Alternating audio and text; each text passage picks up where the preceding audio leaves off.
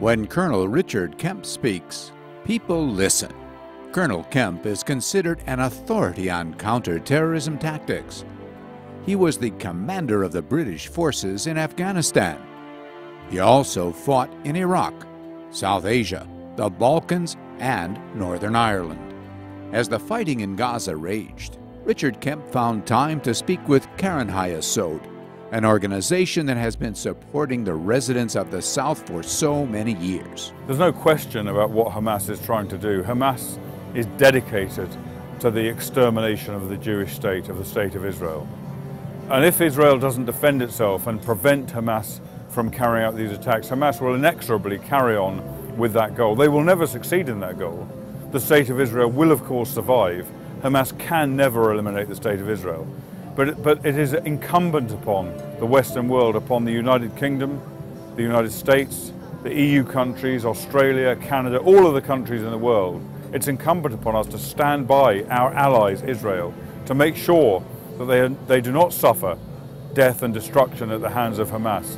It's not just a question of the fight of Israel, it's a question of the survival and the fight of the Western world against international jihad, which is a scourge that threatens each and every one of us. During the lead up to the Goldstone report in 2009, it was Richard Kemp who went to the UN Human Rights Council and spoke to the nations of the world.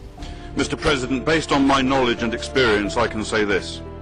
During Operation Cast Lead, the Israeli Defense Forces did more to safeguard the rights of civilians in a combat zone than any other army in the history of warfare.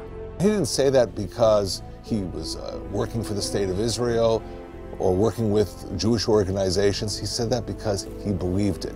I've spent 30 years of my life fighting the kind of terrorism and extremism that the IDF is fighting tonight in Gaza. An enemy who use their own civilian population as human shields, who want us to kill their people, who use mosques, synagogues, schools, hospitals. They use all of these places which are protected under the Geneva Convention.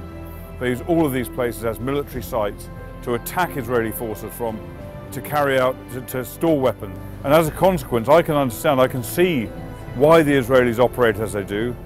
And British soldiers, if you speak to virtually any British soldier, serving or retired, he will understand what the Israelis do.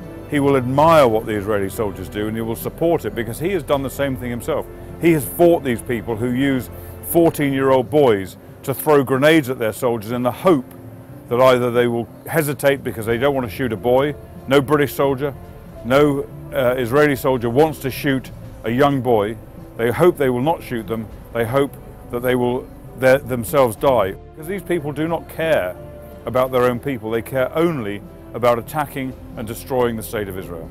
Richard Kemp speaks about the unique moral compass of Israel's soldiers, which guides them through the battlefields and back. I spoke to one young Israeli soldier who was no more than about 19 years of age, and he said to me just a couple of days ago that preserving the life of innocent civilians and not killing innocent civilians was more important to him than his own life.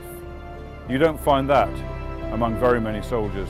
But if you ask me whether I'm pro-Israel or not, I am pro-Israel. I'm pro-Israel, I'm pro-America, I'm pro-Britain, I'm pro-France. And if you ask me whether I'm anti-Hamas, of course I'm anti-Hamas. Hamas is a prescribed terrorist group.